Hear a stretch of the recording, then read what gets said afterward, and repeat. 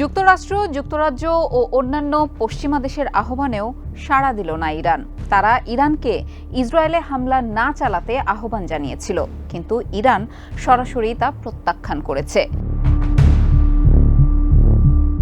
তেহরানে হামাসের রাজনৈতিক শাখার শীর্ষ নেতা ইসমাইল হানিয়া হত্যাকাণ্ডের জন্য ইসরায়েলকে দায়ী করে ইরান। তার বদলা নেওয়ার অঙ্গীকারও করেছে, আর এটিই রুখতে চেয়েছিল যুক্তরাষ্ট্র, যুক্তরাজ্য সহ অন্যান্য পশ্চিমা দেশগুলো। ইরানের রাষ্ট্রীয় সংবাদ মাধ্যম ইরনার এক প্রতিবেদনে এই খবর পাওয়া যায়। মধ্যপ্রাচ্যে উত্তেজনা কমাতে আন্তর্জাতিক নানান কূটনৈতিক প্রচেষ্টা চালাচ্ছে পশ্চিমা দেশগুলো। এর মধ্যে যুক্তরাজ্যের প্রধানমন্ত্রী কিয়ার স্টারমার ইরানের প্রেসিডেন্ট মাসুদ পেজেশকিয়ানকে সামরিক হামলা হুমকি দেয়া থেকে সরে দাঁড়ানোর আহ্বান জানান। কিন্তু পেজেশকিয়ান কঠোর জবাব দেন।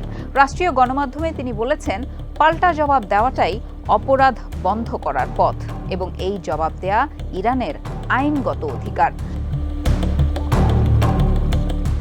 ইরানের পররাষ্ট্র মন্ত্রণালয়ের মুখপাত্র নাসের কানানি বলেছেন, ইসলামিক প্রজাতন্ত্র জাতীয় নিরাপত্তা এবং সার্বভৌমত্ব রক্ষা করতে বদ্ধপরিকর।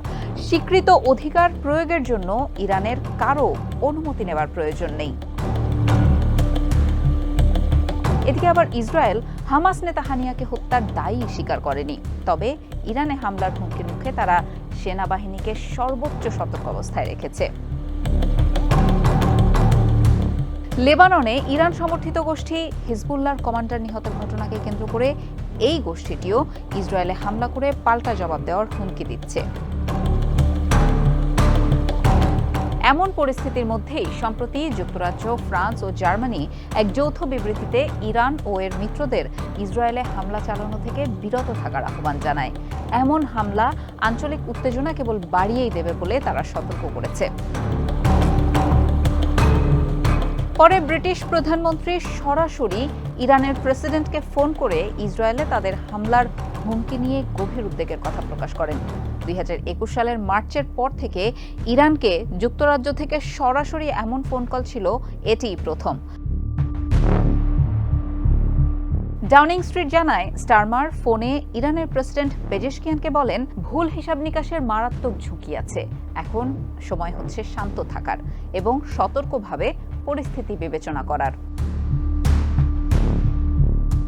ইসরায়েলে হামলা চালানো থেকে বিরত থাকার জন্য ইরানকে আহ্বান জানিয়ে স্টারমার বলেন যে যুদ্ধে কারোরই স্বার্থ রক্ষা হবে না।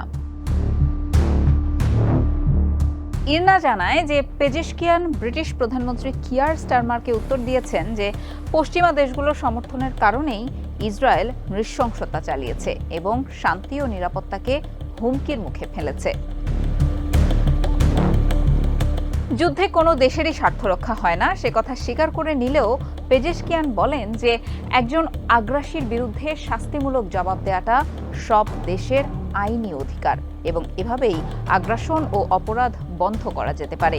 ইরানের পররাষ্ট্র মন্ত্রণালয় পরে আলাদা আলাদাভাবে লন্ডন, প্যারিস ও বার্লিনেরও সংযত থাকার আহ্বান প্রত্যাখ্যান করেছে।